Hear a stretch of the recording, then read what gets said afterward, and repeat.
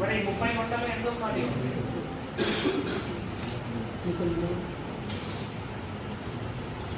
గుడి ఉంటే మీరు దాని ప్రకారం రిపోర్ట్ రాసి పంపించేయండి. అంటే వాళ్ళ కొడుకు